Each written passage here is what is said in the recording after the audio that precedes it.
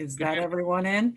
That's everyone. I will give the standard disclaimer as we start our meeting, just for everybody to know, this meeting is being recorded and will be placed on the ICA YouTube page after the meeting.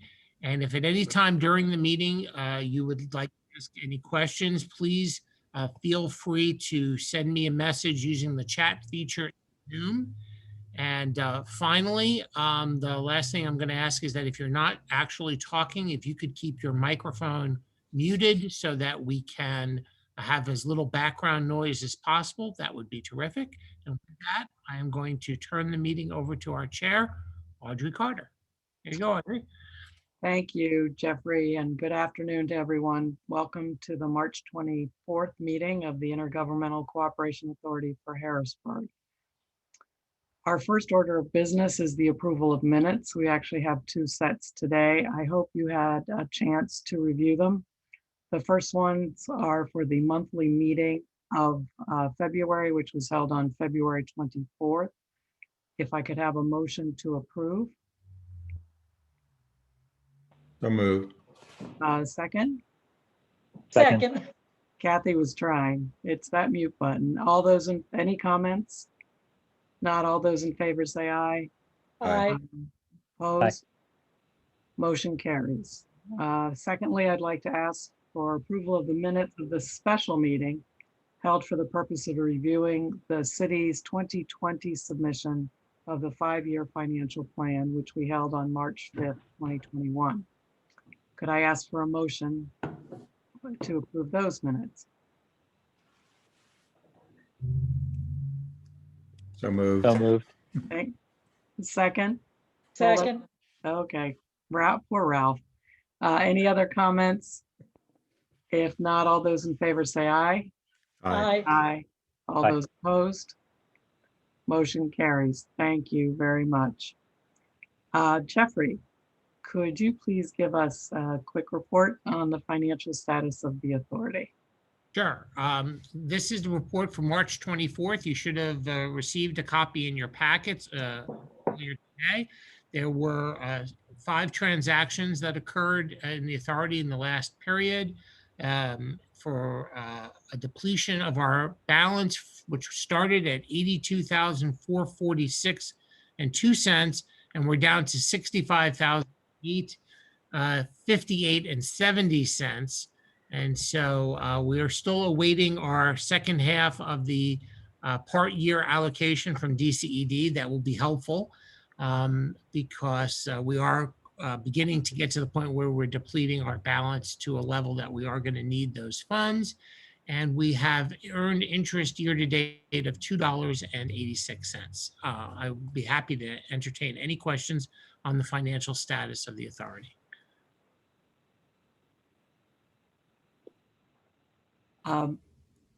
Just a quick question on the address. We talked about that at the last meeting. Right. Unfortunately, this is not a good month, and so we are still at our old address, but I promise between now and our next meeting, I will try to make progress on your authorization to move the address to the new location. So that has not occurred yet. Thank you very much. I have a very, very short chair's report. I simply want to acknowledge the fact that Jeffrey shared with us the 2019 combined annual financial report for the city of Harrisburg. And if you haven't had a chance to read it, I commend it to you. When we first started on this adventure, it really became my go-to tome because it is filled with all the facts and figures that you need. So it is really valuable. And before you know it, we're going to get the 2020 version here probably in, I would guess, October. I have nothing else in my report. I would like to thank Mark for agreeing to join us today. And it's sort of a reprise presentation. Last time we had you give this presentation was in November of 2019. So we appreciate that you're here. And I know that you shared a PowerPoint, which Jeffrey did share with all the members. And I'm assuming you would prefer probably to give your presentation and then have members ask questions. And if that's agreeable to you, that's the way we'll proceed. Okay, that's fine. I'm happy to be here and glad to see all the ICA members. Thank you, Chair Carter. As you said, I forwarded a PowerPoint presentation to Jeffrey, and he then sent it out to all the members. And what we did was we kind of looked at all the findings from audit findings from 2014 forward, to give you an idea of where we stand on all of them. So, because some of these that were in the most current audit were pulled forward from that time period as well.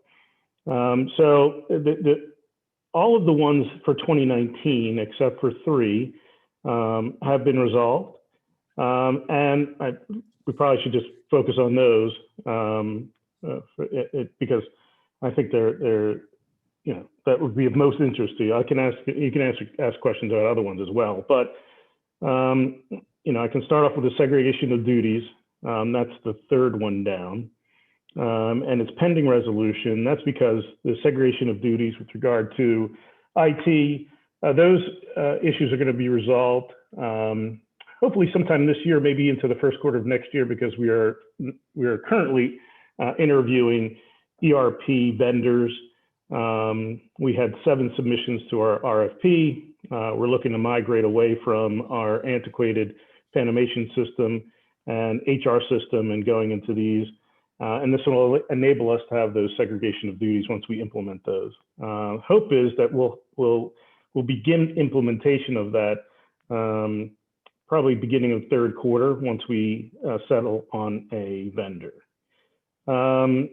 With regard to reconciliation of bank accounts, which is the next one down. This is really more of an issue for Treasury. And so we're going to sit down with the Treasurer's office and shortly, mostly Brian will sit down with Celia to kind of reconcile these accounts. And then we'll be able to close that finding as well. Now, there's a couple of years, as you can see, and we each have to work through that reconciliation process with the Treasurer's office. And I think we'll be able to do that. I wanted to get to one in particular before I go to the financial reporting and the schedule of expenditures for federal awards. And you can see that for a number of years that we had findings associated with that. And Neil probably can provide some context for this, but I wanted to bring this up particularly because this deals with the sinkhole. And this was a major issue for the city. And I think it was a case of first impression, actually, where a municipality used FEMA funds and expertise to remedy a situation like this, a sinkhole. But because it was a case of first impression, I think there were times that, we were searching, and I think also on the federal level, to make sure that we were reporting things accurately. And so this is part of that. So once we were able to understand what we were facing with, we were able then to resolve that. And because the sinkhole issue is no more, this issue should not come up again. And then finally, we have the first one on the list, which is the financial reporting. Through talks with our auditors, through talks with Brian and myself, for us, it's not worth the staffing up to get where we need to be in order to get rid of this finding. I realized that about a year and a half ago, I told you that the goal of mine was to get rid of all these findings. This one I think is going to be a recurring finding, just because it doesn't make sense for us in an organization of our size staff up to have these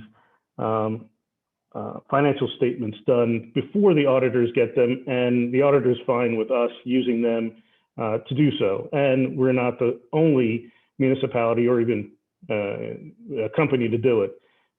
So we're comfortable with it. It's a business decision that we're comfortable with, and the auditor's comfortable with it as well. But I think those are the main ones I wanted to focus on. But if you had questions about other ones, we can delve into those.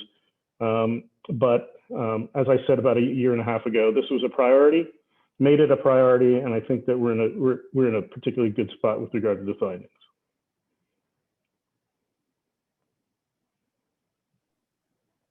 Any follow-up, Doug?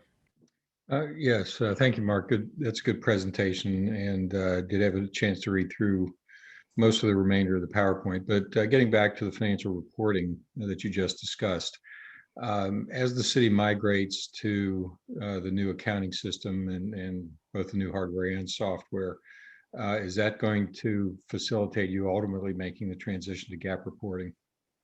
That's my hope, but I don't want to overpromise and underdeliver. That will be the goal. We are, it's interesting because right now I have members of my task force, they're meeting with a particular vendor right now. We're going over those issues right now. My hope is that I'll be able to report that we will be able to do that. I think this is going to streamline a lot of our processes in the finance department, and this will help us get there. But I don't want to promise something I won't be able to deliver on. And part of the GAAP reporting is facilitated if you transition to modified accrual. Is that correct?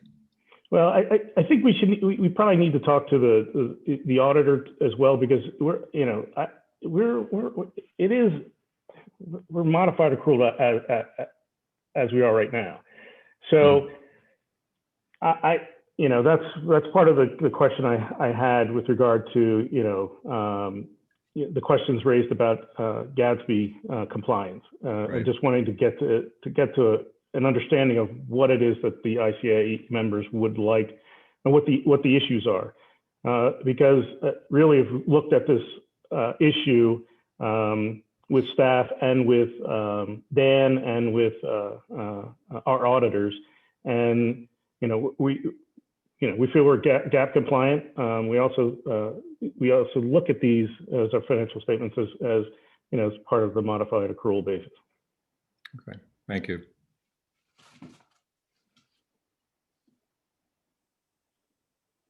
Kathy? Madam Chair, Mark, thank you for your presentation. It was very succinct and I think well presented. So that's helpful to us. I'm hung up on this financial accounting stuff, and I will be the first to tell you that I have no accounting background. Okay. Not my thing. One accounting course in my life, and frankly, not one I particularly enjoyed. But in any event, I read Act 124 as saying you as the municipality do not make the decision, that the legislature has said that they want GASB reporting. I understand that you can't flip a switch and be there overnight. So that's why I was hopeful that we could come up with some sort of period of time to work toward that, even if it's out into the future. Something that seems to be realistic to your folks. But I really think that's something that we need to get to be on firm financial footing and to be able to expedite refinancing in the future and everything else that we've got to do. Jeff was kind enough to share with you, and I'll let Jeff speak for himself, but some training that he went to on the new money that's available for municipalities. And I would like to see us be in a position where we could get lots of that money, and my initial understanding is lots could be available, but I also want to make sure that it's on all the right accounting basis, or at least we can get there eventually. To me, the idea of doing it one way and then having somebody else that we have to rely on, as in the auditors, to do it another way is an expenditure that I'd like to cut out, because I'd like to use that money to do better things with it. And the other thing that bothers me a bit is whenever you rely on somebody else, I think you lose a bit in translation, and not due to anyone's negative intent in any way, but just because you can. So I'd ask you to go back and look at that with Neil to see if he agrees that the act says GASB goes, and if it does, come up with some period of time when we can get there. I mean, to me, if that's 5 years, that's acceptable. If it's 7 years, it's probably acceptable. To me personally, I just want to see us be compliant. And there's a lot to unpack there, but so First, I would start with that the underlying GASB requirements are really, you have them as long as you're GAAP compliant. There are aspects of it that I think that that I don't want to confuse the two with the financial reporting in terms of using the auditors for our financial statements. So and for us, the return on investment is actually better if we use the auditors to do it. Otherwise, I'd have to ramp up staff probably by 5 to 7 folks in order to do it. And looking forward, I'm looking forward to the implementation of the ERP system, where I can cut out a lot of that, and a lot of this will be, a lot of the manual processes will be automated. And then I might be able to get to a point where I wouldn't have to rely on the auditors to do those financial statements during the audit.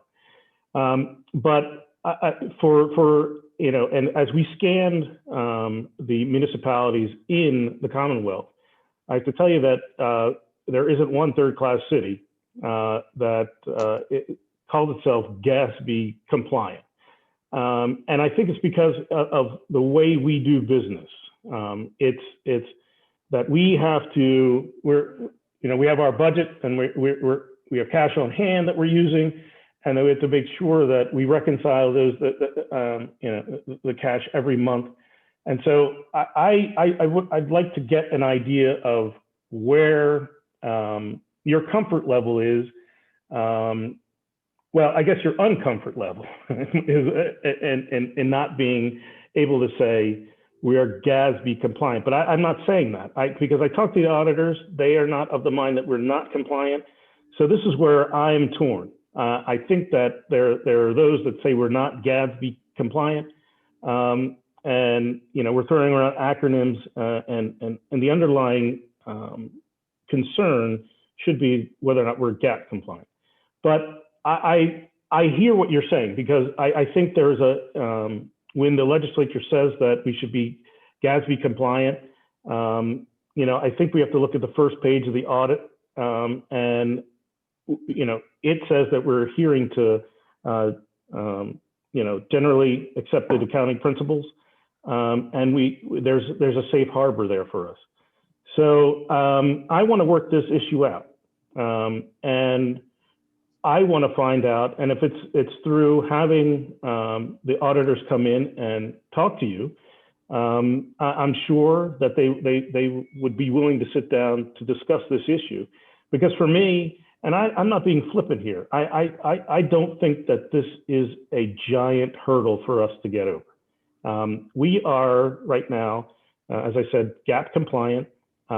We have, as you can see, we've identified the findings, and we've attacked them, and we've taken care of them. We're taking care of them, and I just think that this isn't something that we need to dig our heels in. I want to find a way forward, and maybe the quickest way to do that is to have the auditors come in and give you a presentation on what they think is happening here at the city in terms of our compliance, and to assure you that we are following the appropriate guidelines, and that we're handling our business accordingly. And let me say this, that this finding with regard to the financial statements is not going to impact our ability to refinance our debt or enter the credit markets.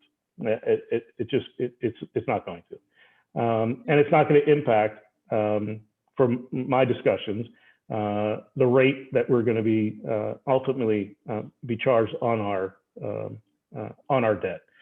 So that being said, I understand that that the ICA board has a mandate, but I want to get you to a comfort level to assure you that we are meeting those standards, and that there's nothing amiss in terms of our financial reporting.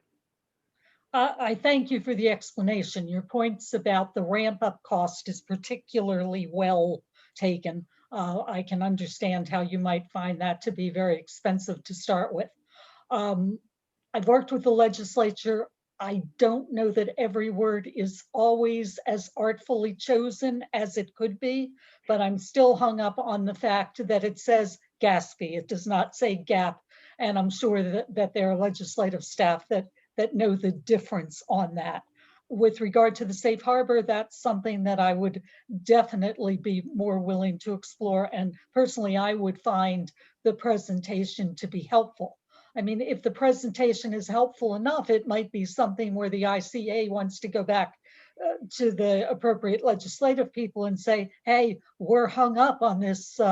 We were hung up on this GASP gap. We now believe the gap is okay if we get to that point. Okay. But as far as I know, we are the only third-class city that is under this kind of financial review by the legislature, and the only one that is statutorily required to comply. Hence, the argument that the other third-class cities aren't doing it doesn't fly for me. But I do appreciate the ramp-up costs. I appreciate the idea that you're trying to work through it. Again, let's see if we can get there somehow. Very good. And I agree with Kathy. I think it would be helpful to have the auditors come in and do a basic tutoring on the differences between GAP and GASB. I think the other point too is having lobbied these issues up at the Capitol. GASB is a moving target as well. That the initial GASB standards 20 years ago are nowhere near what they are today as the sophistication reporting improves, but also as different needs are identified. So for example, how GASB requires OPEB to be valued is materially different now than it was even 5 years ago. And that's going to continue to evolve. They regularly publish updated schedules on next year you need to come to this level, and the year after that come to the other level. So I think that's also material to our understanding where the city is at any given point, and then to be able to evaluate going forward. Yeah, I understood. And, in terms of, Gatsby and our OPEB liabilities and things, it requires that we have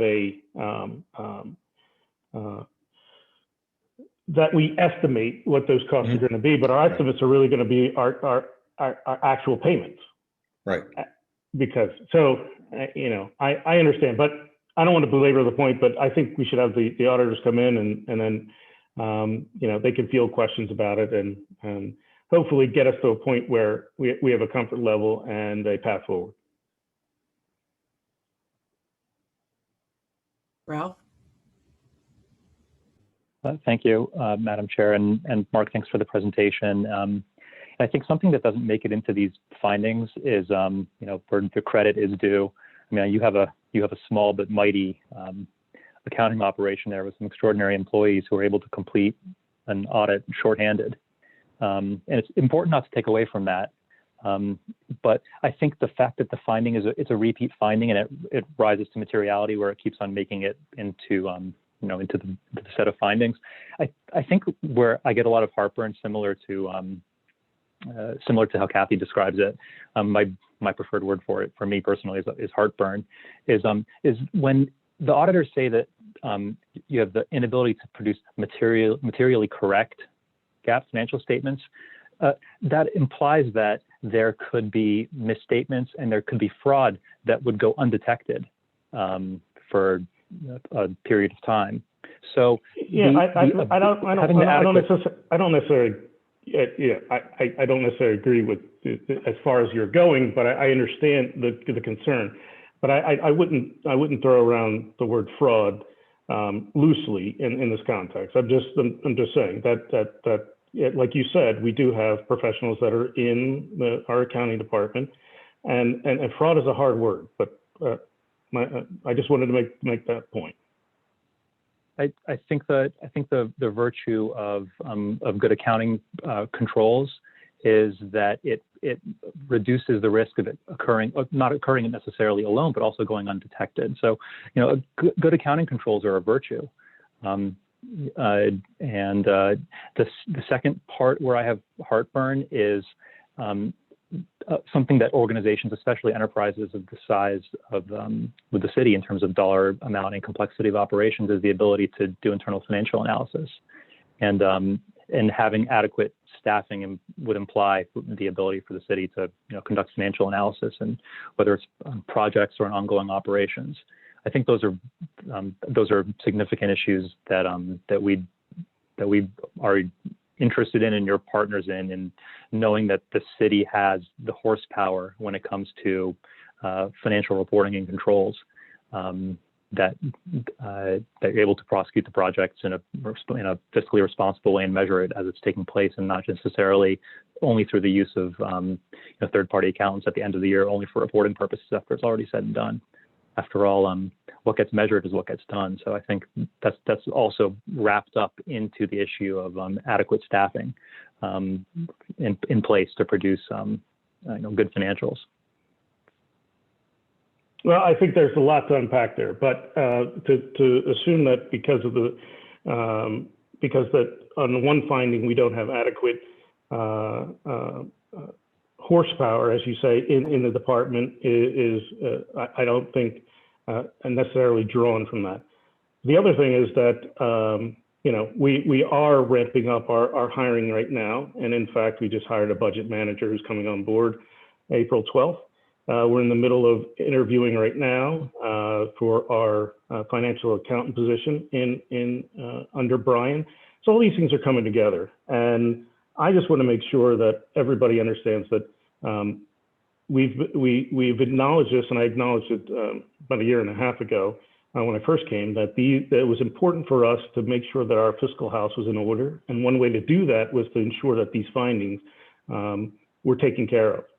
And you can see that these findings were reported in 2019 and brought forward to now, which is 2021. I held to my promise that we were going to address these. There was going to be top of the list for us to address, to make sure that there was comfort level, not only for the mayor, but for city council and for the ICA board. This betokens that I take this relationship seriously. And I know that there are duties that you have.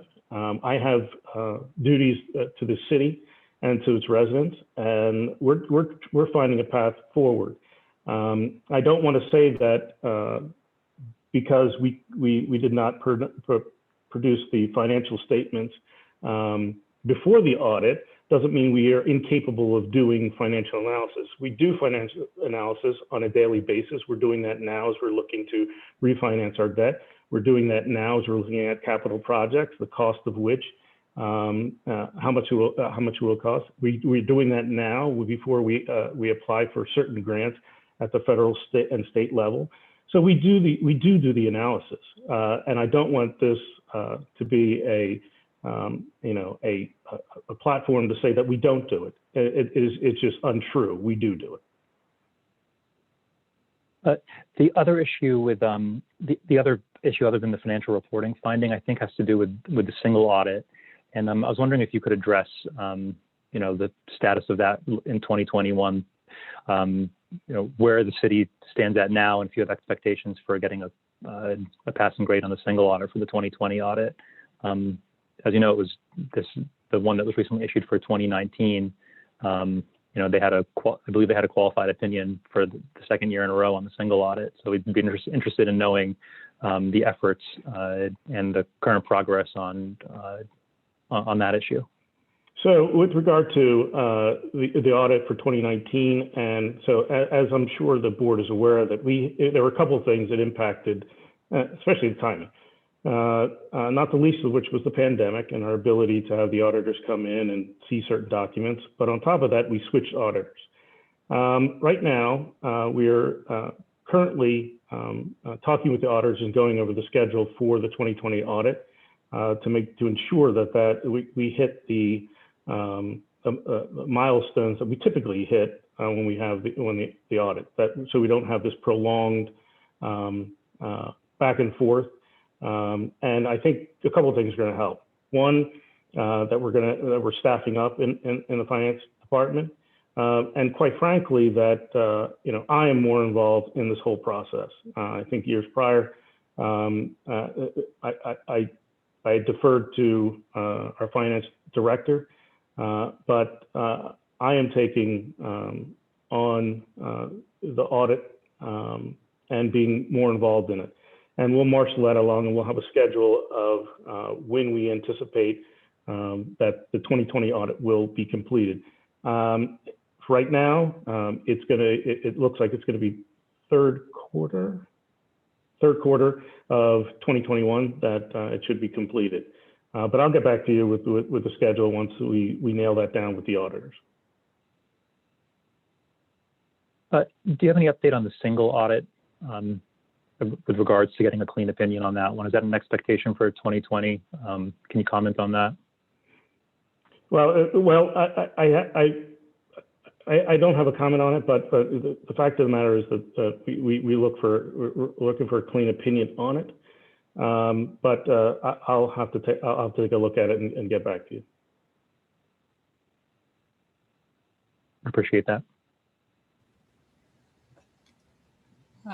Just to bring up follow up on a couple of things. I think as Ralph brought up the 2020, primarily that's because it's already over, it's done. And so I think the question was, do you think there was enough improvement that when they go back, they'll see market improvement in these areas? So I don't know what areas they're going to be looking at. If they look at the same areas, we will have addressed the findings in those areas. But I think that our track record between the former auditors and the new auditors is that where there are issues, we address them. We try to address them quickly, and I just don't know where they're going to be looking and where they may highlight need for improvement. But I look at these. I look at the audits as a tool for us to improve what we do and how we do. But I think that because we are again staffing up and becoming more involved in this whole process, I think we will have better results in 2020 because we looked at the 2019 and we focused on some of these areas that the auditors highlighted for improvement. And so the goal is that from year to year that we will be better upon review.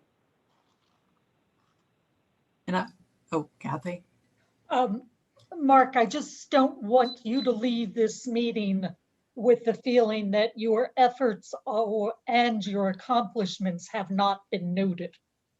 Because believe me, they have been. No, much appreciated. We very much appreciate that because I think that gets us back to a much better financial footing than we were on previously. So. No, I appreciate the comments, and I really don't take this as you guys attacking me or anything. I think you're looking for answers to questions, and I'm trying to provide them. And where I don't have answers, I'll seek the answers and get back to you.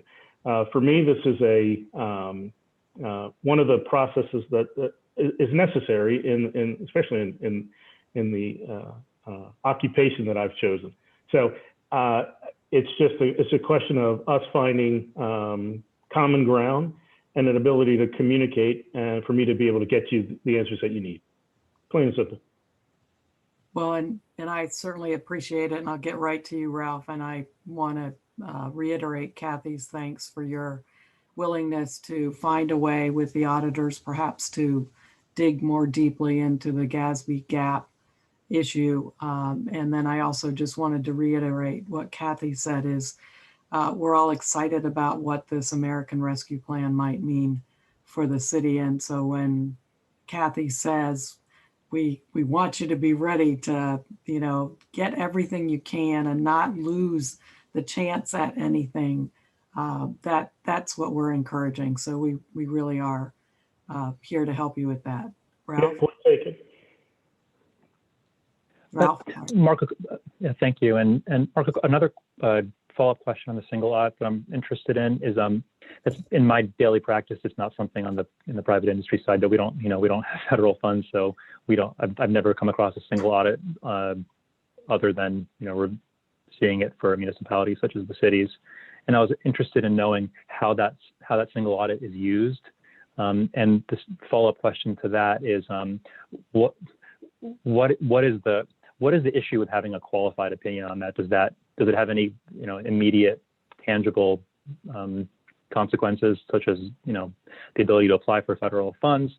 That's not knowing about it. I'd be interested in posing the question and hearing from you and learning how that single audit is used and what the downside is to having that qualified opinion. Well, I will ask Dan if he has any insights to it, but I'll have to circle back to you on that. We have not had any issues with regard to our seeking grant funding on the federal side with regard to that. I don't know if that's dispositive of all aspects of how it may or may not be detriment to the city. But Dan, if you have anything you wanted to add or not, but I will circle back to you with a more definitive answer if there's any negative impact in terms of seeking federal funds or assistance. Sure, and like Mark, I'm more familiar with the standard audit with the income statement, balance sheet aspect of the managing the city's finances, and where the single audit pertains mainly to federal grants and the administration end. I can't say exactly what the implications are for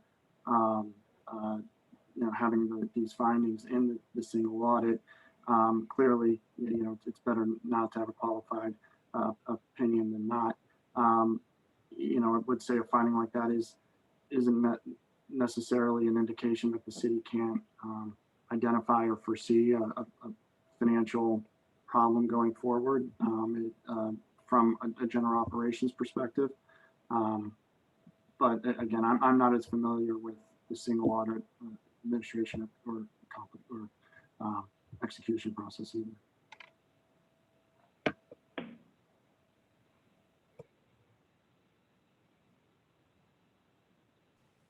Thank you for agreeing to follow up on that and get back to us. You're always welcome here, Mark.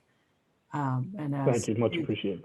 As you've said, we want to get in a good stride so that the communications are open and that we can mutually accomplish great things for the city. Agreed. Any other questions for Mark? Thank you, Mark. I know we went a little beyond, but I think all the information was good and needed to be shared. I like talking to you guys. We can go on for more if you want. But, yeah. Well, can't wait till we do it in person again because it's just is too flat. That would be great. The next agenda item is a quick report, I think, from Dan as we really begin working toward the 2021 financial plan, 5-year financial plan submission. And I know he and Jeffrey are working closely, but I thought it would be good if Dan could update us on where we were heading. Sure, and frankly, we kind of never stopped working on the plan. It took, we're using the comments that were provided after the February 19th submission as a guide and make sure that those will all be addressed. All those items will be addressed. As you mentioned, Jeffrey and I have already had discussions about particular issues that might in ways to address those in the most effective way possible. And we're on course to meet the submission deadline of April 30th. In addition to the comments from the ICA that we'll be reacting to, of course, we'll be pushing out the forecast another year as required under the law and reflect any major developments that may have happened obviously the 800-pound elephant in the room with that one is the American Rescue Plan. There is so much undefined regarding the aid that will be coming to the city, exactly what the requirements and allowable uses are. Folks are starting to get their arms around it, but more and more it's going to be a matter of waiting for the regulations to be published, which Janet Yellen, the Treasury Secretary, in her testimony to Congress yesterday said should be coming soon. I know local government groups are kind of banging on doors like, we really need this stuff. What we do know is that the money doesn't have to be spent right away, that there are several years that to spend this money, that there will be monitoring and reporting requirements. So it's going to be important to get this right. We're on track. There are going to be a lot of moving parts with that ARP funding. And I think that's about it. Any questions for Dan? And I do want to offer that to both you and Jeffrey as you address these issues, to feel free to call on any of us or all of us for any clarification if for some reason the summary wasn't clearly stated. Will do. Thank you for the offer. Jeffrey. I just wanted to thank Dan. He's been really terrific at trying to involve me and bounce ideas off me as he's working through them. And it's really been helpful to have that kind of communication. I'm looking forward to continuing to collaborate, which is a great thing. And just point out that, ironically, this issue of GASB and GAP not only affects the presentation that Mark just made, but it also affects the 5-year plan. And so getting to a resolution where the board is comfortable is, I think, in everybody's best interest. And we're going to continue to try to slice and dice that issue so we can get to some sort of understanding and work together going forward on what's required. So, but thank you, Dan. Thank you for involving me. Of course, my pleasure. And as I look at the agenda, we find ourselves at other business. Is there any other business for the good of the order? Have you received any public comments, Jeffrey? I will pause a moment just in case somebody sends me a chat that has not yet sent me a chat. But One who's a fast typer. Who's a fast typer. But as it stands right now, we have received no document requests and no chat communication. In that case, can I have, I think this is a record, 45 minutes. So anybody interested in adjourning? And if so, could I have a motion? Otherwise, we're sticking around. I'll make that motion. Thank you, Ralph. A second? Second. All those in favor say goodbye. Bye. Goodbye. Thanks, everyone. Thank you Take for your care. Bye-bye.